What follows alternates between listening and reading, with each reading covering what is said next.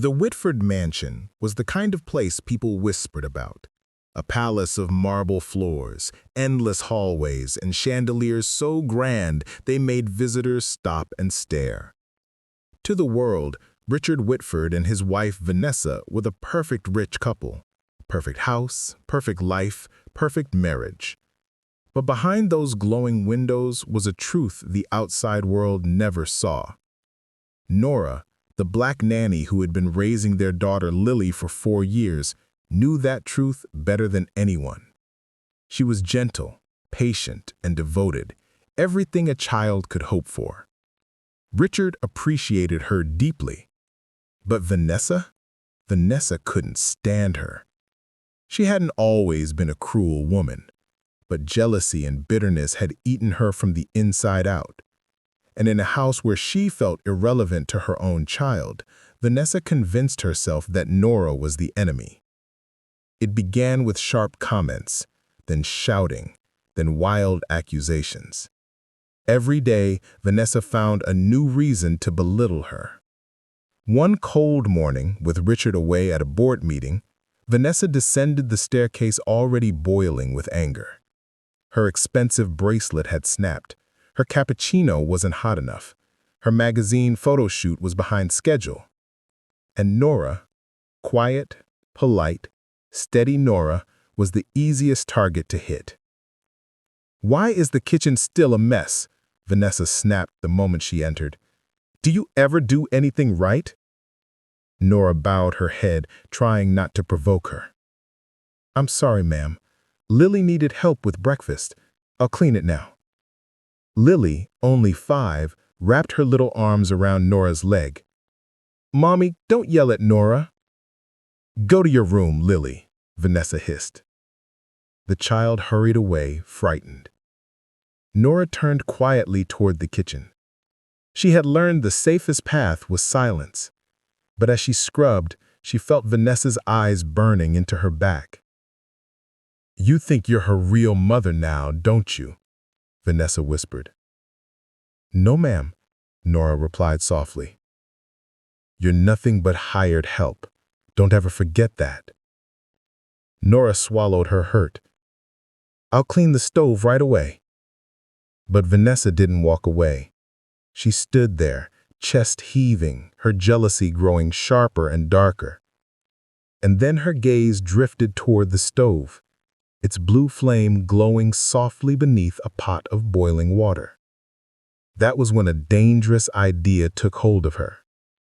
Without warning, Vanessa stepped forward.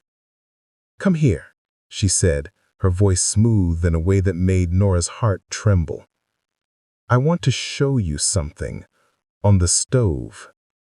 Nora hesitated, sensing something was very wrong, but she stepped forward anyway. As soon as she was close enough, Vanessa grabbed the back of her head. Nora gasped from shock.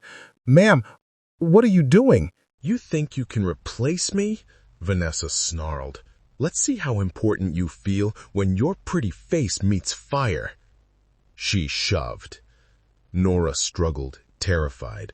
The pot rattled. Steam hissed. The flame glowed hotter. "Let go of me!" Nora screamed.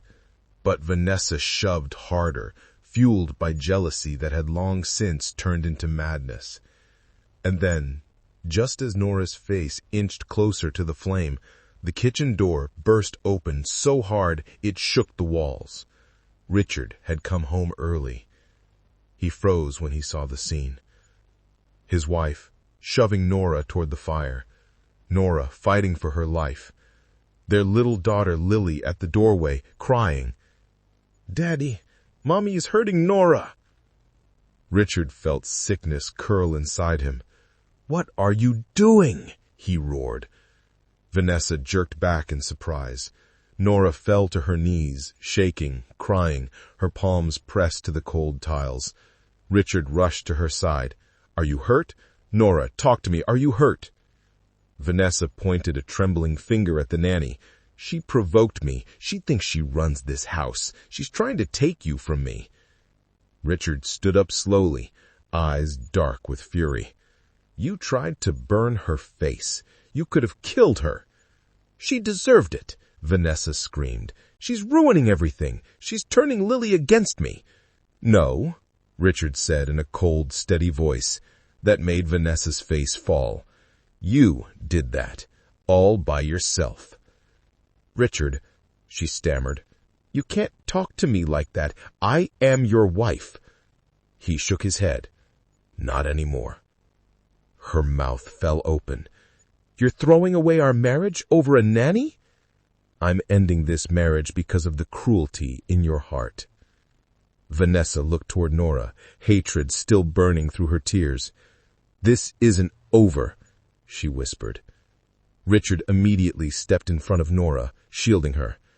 "If you ever come near her again, I'll press charges." Vanessa's jaw dropped. She had never expected her husband, the man who had once adored her, to stand so firmly against her. But something inside him had changed. He had seen the truth with his own eyes. There was no going back. "Pack your things," he said quietly. "You're leaving this house today."